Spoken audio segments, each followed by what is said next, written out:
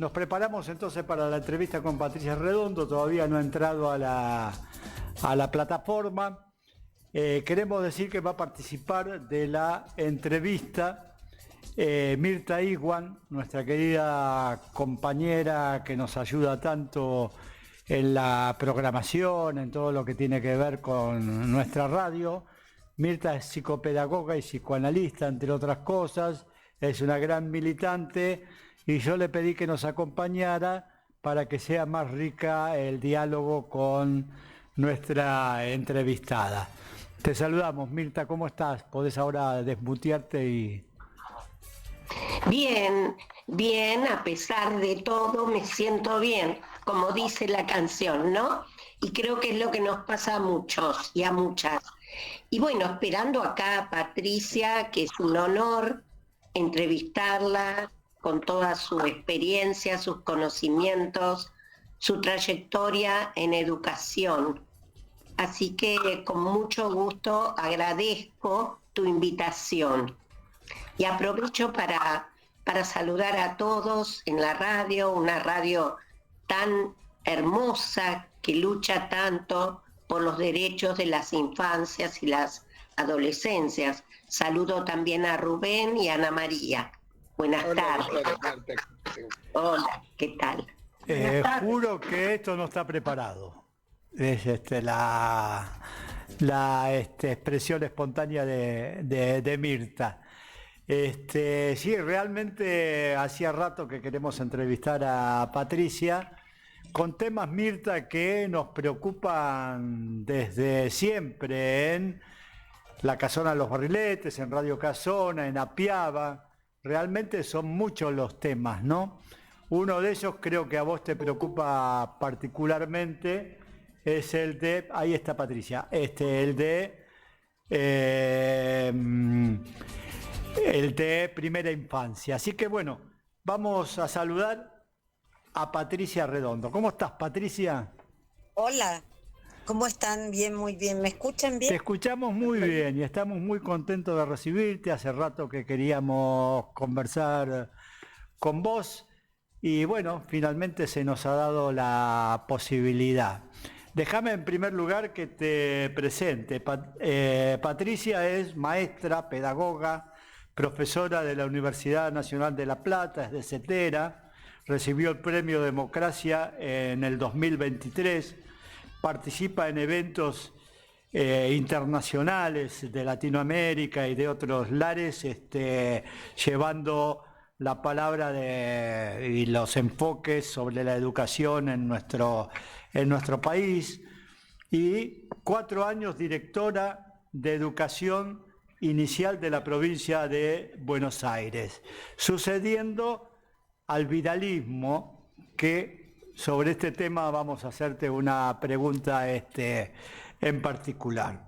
Y para finalizar decimos que parte del grupo de infancias latinoamericana, participa por Argentina en este grupo y actualmente está dirigiendo el posgrado de Flaxo sobre los temas de infancia.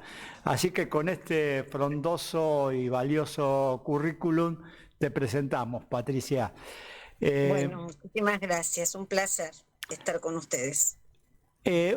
Bueno, yo lo mencionaba recién, que te tocó asumir la conducción de la primera infancia en la provincia de Buenos Aires, después de años de destrato a la educación en la provincia, como sucedió a lo largo de la gestión de Vidal.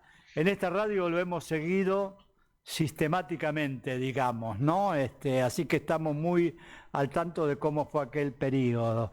Queríamos, bueno, preguntarte cuáles fueron los ejes, los principios con que encaraste la gestión de educación inicial en la provincia. Sí, bueno, digamos que fue un absoluto arrasamiento, ¿no? El vidalismo fue un arrasamiento de lo público en todas las áreas, particularmente en educación.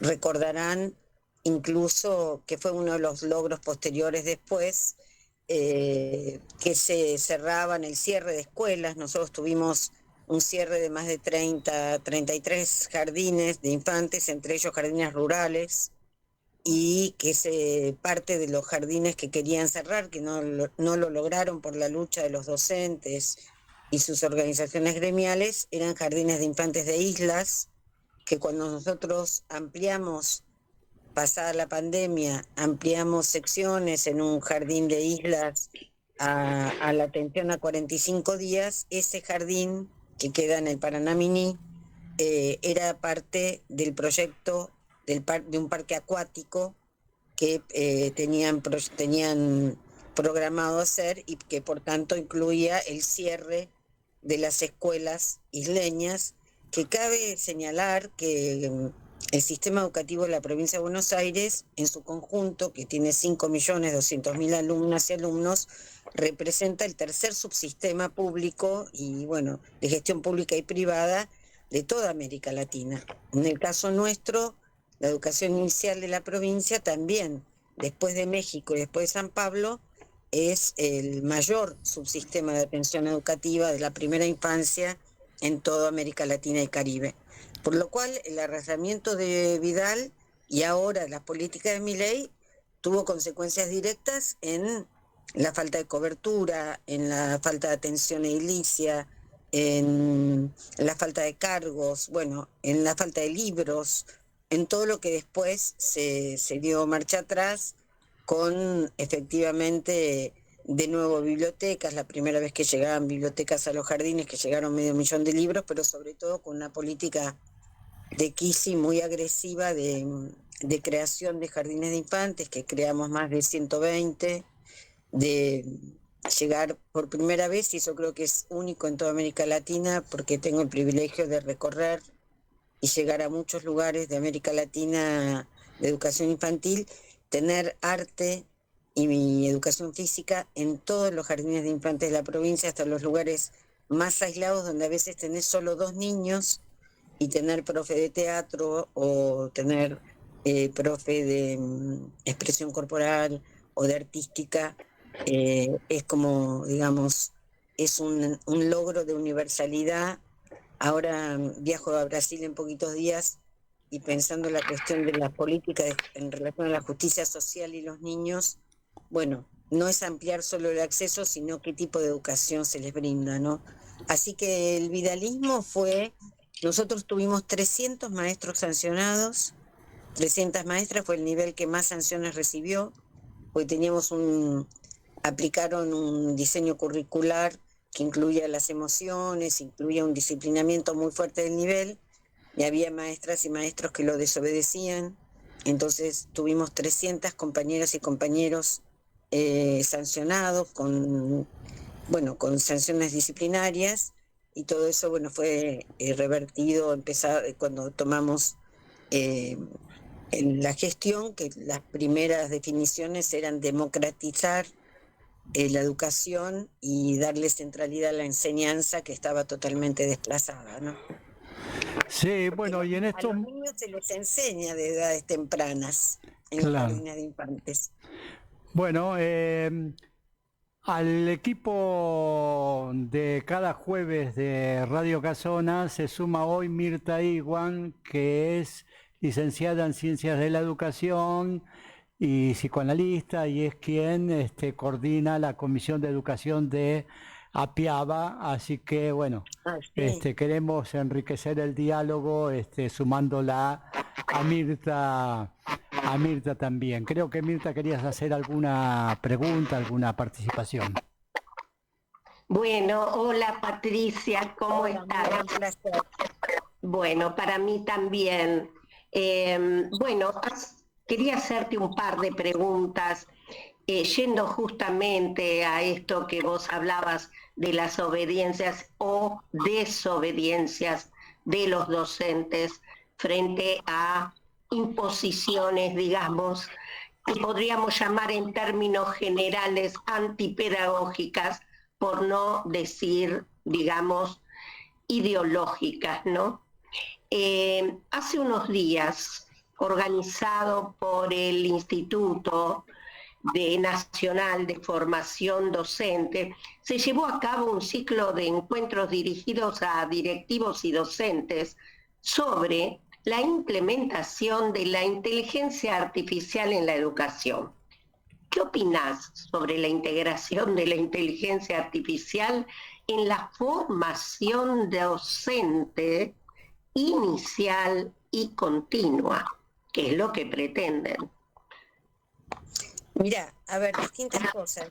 Me parece que la cuestión de la formación, el uso de la inteligencia artificial es una herramienta que el otro día, cuando le hicieron el homenaje a Adriana Puigdós en la Facultad de Filosofía y Letras, ella misma comentaba que ella utilizaba la inteligencia artificial, que hasta discutía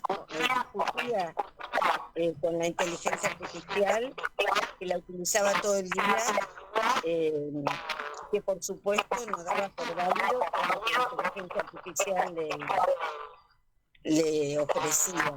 A mí me parece que una discusión, un nivel de análisis es la inteligencia artificial como herramienta, y otro nivel de análisis es pensar que en la misma intervención Adriana comentaba que ella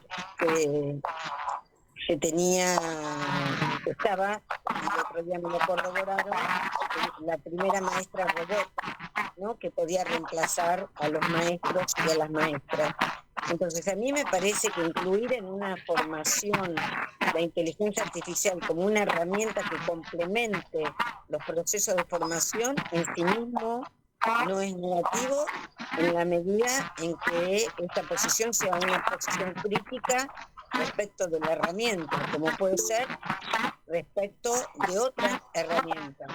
El tema es que esa herramienta se la piense como reemplazando la posición enseñante de un maestro o de una maestra, que cada vez más, yo escucho mucho ruido, no sé, disculpe. Sí, le pedimos a Mirta que cierre el micrófono, que de ahí vienen los ruidos.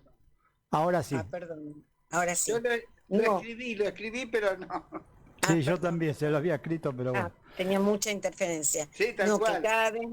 Que cada vez más se plantean procesos educativos que intentan individualizar la educación como algo que Magellan y Simon llaman personalizar la educación, a diferencia de lo que la modernidad en nuestro país en los primeros tiempos tuvo un mandato homogeneizador, y de esos procesos que ellos mismos nombran de normalización, estamos en un momento en que se intenta que los entornos de aprendizaje que están a cargo de plataformas, sobre todo a cargo del mercado, reemplacen el papel de la escuela pública. Entonces, en defensa de la escuela, como una argumentación, y sigo en la línea de estos pedagogos de Magellan y Simon, pedagogos belgas, tenemos que poner en discusión que la defensa de la escuela, que incluye también de algún modo la defensa de la infancia,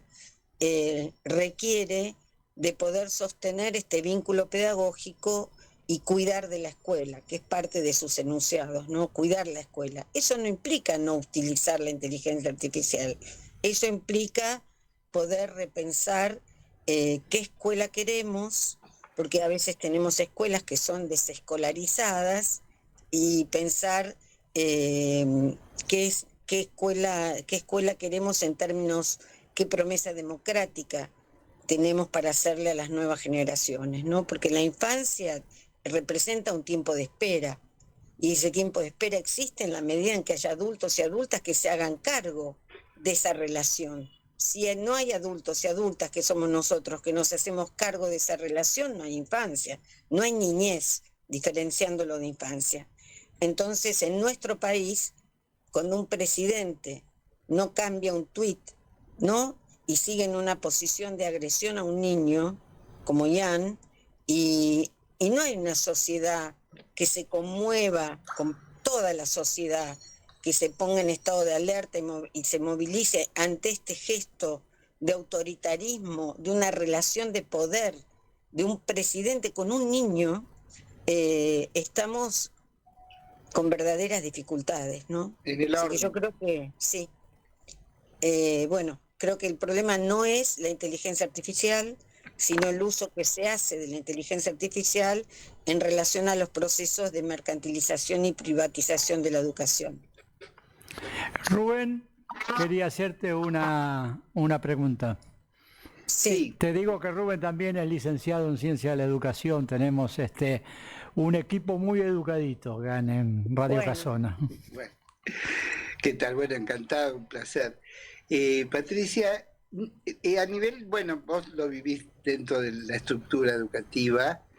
Hoy por hoy, digamos, ¿cuáles son los puntos críticos del sistema en términos de la formación docente, de la participación docente, de la dedicación? ¿Cómo ves esos aspectos? Porque yo sé que hay un largo proceso de periferia al centro que se ha dado de cuadros educativos que toman distancia en barriadas de sectores populares donde se les resulta como muy difícil sostener propuestas integrales en ese sentido. ¿Vos lo viviste, lo podés?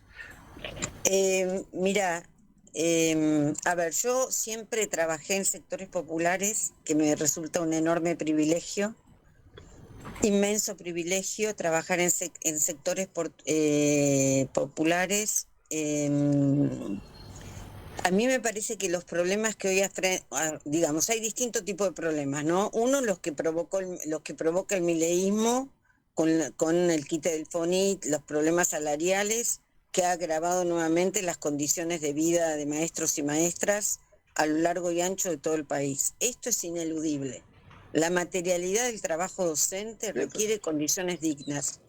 Con esto, digamos, enseñar, quienes ejercemos la enseñanza, es un trabajo que implica muchísimo desgaste físico, psíquico, cotidiano, y requiere una cantidad de tiempo y de energía que precisa estar, tiene relación, tener una condición salarial digna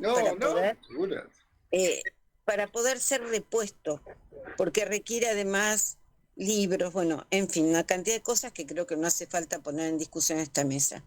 Al mismo tiempo, hoy hay una complejidad importantísima en lo que podríamos nombrar como grupos populares, sectores populares, barriadas. Yo las nombro como barriadas desheredadas, es decir, no las nombro ni como zonas marginales, como habitualmente en algunos casos se las nombra, urbanos marginales, porque no coincido con esa mirada moral sobre la marginalidad. Digamos, la marginalidad es un concepto de larga data que luego se ha ido nombrando de un modo que se la nombra en general desde una perspectiva moral, ¿no? Y los niños, sobre todo los niños, los adolescentes y particularmente los jóvenes, han pasado de una posición de pobreza a una posición marginal, a una posición de ser peligrosos sociales. Entonces, un profesor que ahora, en una hora, va a entrar en un turno vespertino a trabajar en un censo, un centro de adultos, en el borde del arroyo, en el borde de algún arroyo en el conurbano, digamos, pareciera que trabaja en condiciones de peligrosidad, porque trabaja en esas barriadas, y no necesariamente. El tema es que hay una complejidad que tiene que ver con el narcotráfico, que tiene que ver con el lugar de las fuerzas de seguridad y su vínculo también con el narcotráfico, porque allí hay redes muy complejas en los territorios, que quienes trabajan, y ustedes vinculados a la infancia y las infancias las conocen, que un maestro, un profesor que entra y sale o que vive allí, está en contacto directo con esas situaciones. Y los niños y los adolescentes y los jóvenes muchas veces, y tenemos muchísimos ejemplos, son blanco de esas escenas. Entonces, las escuelas, aquellas escuelas que logran problematizar los lugares, la complejidad en la cual trabajan, son escuelas que pueden sostener lo que llama Fernando Ulloa un tejido de sostén que les permite proyectarse, enraizarse en su comunidad y generar propuestas muy potentes, muy potentes. Yo he investigado, tengo un libro que se llama La escuela con los pies en el aire, entre la desigualdad y la emancipación, y esa escuela, que es una escuela que el barrio la nombra como la Escuela de Colores, que queda en el fondo de La Matanza, en lo que se llama el fondo del fondo, es una escuela especial que trabaja con niñas y niños de educación especial, no trabaja con diagnósticos, y hoy mismo, no tengo duda, hoy mismo deben haber inventado una práctica igualitaria para aquellos niños de Villa Escaso, en la zona de Villa Escaso. Entonces, esas escuelas, que hay muchas, día a día disputan la igualdad en territorios de desigualdad. Pero hay otras escuelas que quedan atrapadas en esa complejidad sin lograr tramar propuestas colectivas que presenten alternativas a esa situación. Y entonces allí la conflictividad es mayor, por lo cual genera efectos de menos compromiso quizás con la escuela, de una mayor deserción, de mayores dificultades en la cotidianeidad, un mayor ausentismo, mayor ausentismo de niños, mayor ausentismo docente, es decir, aquello cuando no se logra, como cuando uno hace una masa y no se logra elevar. Creo que, y todos quienes hemos transitado mucho y transitamos mucho la educación, hoy nos encontramos, no podríamos sintetizar, es esto lo que sucede. Suceden muchas cosas a la vez, pero lo que sí también tenemos es un enemigo poderoso, que son los medios de comunicación, un desfinanciamiento, una promoción de la privatización y la mercantilización de los proyectos educativos, que intenta horadar los sentidos públicos de la escuela pública, no solo de la escuela pública, el sentido público de la escuela pública. Cuando se dice que los científicos o los profesores son de género, hay todo un discurso que va horadando esa investidura, que hasta décadas atrás era una investidura que en las barriadas populares tenía mucha representación, digamos, mucha... Claro. Más que hoy hay una competencia muy fuerte entre educación e información, ¿no?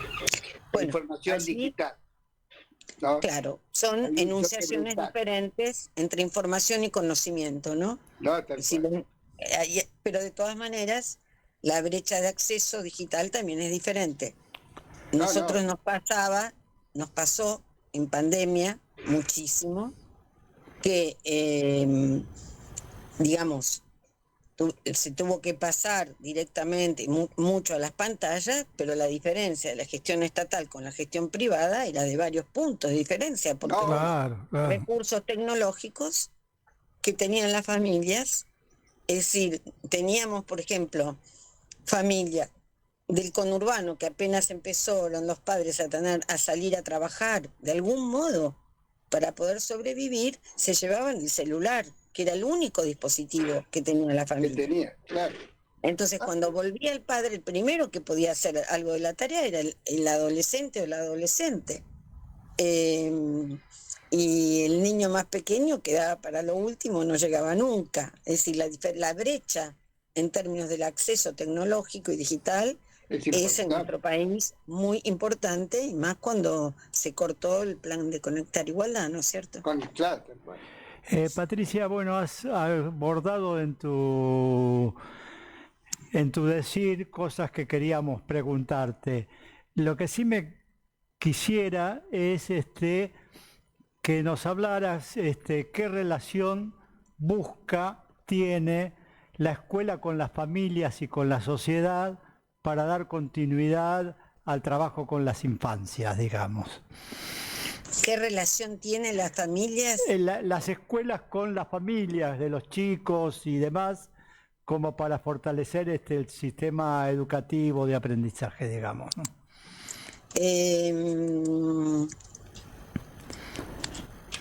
En principio, digamos, me parece que es una corresponsabilidad, ¿no? Por supuesto, varía con las edades. No es lo mismo una niña o un niño de 2 años, que son edades con las que nosotros trabajamos, incluso 45 días que un adolescente, un joven o un adulto que está en un centro de adultos o en plan fines. Pero creo que hoy es un momento importantísimo para volver a tramar la confianza entre las familias, las escuelas, las maestras, los maestros, los profesores, porque se ha inscrito en el nivel inicial aumentaron los conflictos en relación a las cuestiones del abuso, a lo que lo pongo todo entre comillas, ¿no es cierto? Y eso muy mediatizado, yo como directora atravesé en la dirección casi 200 casos de denuncias, y eso con situaciones muy graves, de las cuales ninguna fue corroborada a pesar de las investigaciones. Y sin embargo, cuando los medios pasan a culpabilizar a maestros y a directores, incluso exponiendo los rostros y todo lo demás, cuando esto se investiga y de lo que se publicitó nada era verdad, después los medios no hacen el recorrido contrario con la misma intensidad. Entonces, cuando escuché personalmente un medio de la televisión decirle a un X, de una familia X, decir en una situación seria, si te echás benzina en este momento que estamos en vivo, te podemos pagar tanto. Lo escuché directamente porque por la cosa que tienen los teléfonos, de casualidad quedó encendido y yo estaba personalmente Cosas que pasan, en ese sí. momento. Entonces hay toda una cuestión muy agravada en relación al papel que juegan los grandes medios de comunicación, que son hegemónicos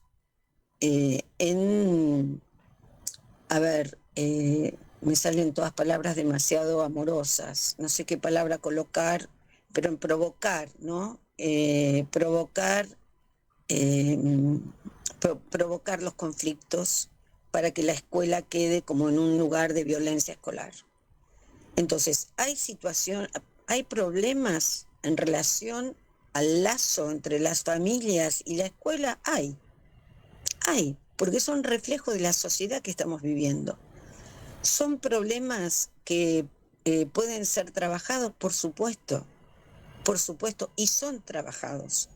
La cuestión es que la confianza, que lo trabaja muy bien Beatriz Greco, a partir de los trabajos de Lorenz Cornu, la confianza requiere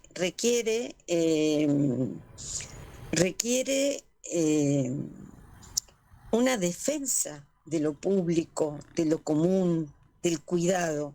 Ahora la Comisión Interamericana de Derechos Humanos, ustedes lo habrán leído, decidió y definió que el cuidado pasó a ser un derecho. Sí, sí. Entonces, el cuidado como derecho también acontece en las escuelas, pero también hay que cuidar a las instituciones, porque hay un proceso de las ultraderechas, de las derechas y los discursos ultraconservadores de demoler a las instituciones. Y la escuela pública en nuestro país, con sus grises, es una escuela que, diría un colega, un pedagogo que ya no está hace poco tiempo, pero que, bueno, amigo también, Estanislao Antelo, hoy a las 7 de la mañana es la única institución que todavía hoy, hasta las 10 de la noche, recibe a más de 10 millones de alumnos y alumnas. No hay otra institución en nuestro país que tenga esa capacidad. Entonces, mientras nosotros conversamos, salen niños, entran adultos, abren las escuelas técnicas vespertinas, los CENS, Entonces, ese tesoro que tenemos público en nuestro país, los jardines maternales con jornadas extendidas, ese tesoro precisamos cuidarlo. Y esa relación con las familias, de estas familias con constelaciones diferentes de estos grupos ampliados, pero también monoparentales. Nosotros tenemos un alto porcentaje de familias monoparentales a cargo de mujeres y mujeres jóvenes en muchos casos, que están a cargo del cuidado y con dificultades de acceso al trabajo. Precisamos bordar en nuestra sociedad una relación entre las familias y las escuelas, los espacios comunitarios, las instituciones de desarrollo social, con salud, etcétera, etcétera, que efectivamente pongan el corazón de nuestra sociedad cuidar a los que vienen llegando, a los que aún no han llegado, diría Derrida, ¿no? Y hacer de la justicia por los que ya no están y los que aún no han llegado el centro de la política y la tarea de educar. Patricia, se nos ha acabado el tiempo, la radio es así. Y realmente muy rica tu intervención, la vamos a hacer circular por distintos sistemas que tenemos y nos quedan muchas cosas por charlar, esperemos puedan tener otra oportunidad de tenerte en nuestro espacio y te agradecemos mucho, te mandamos un fuerte abrazo y bueno, seguimos en la lucha por la defensa de la escuela pública y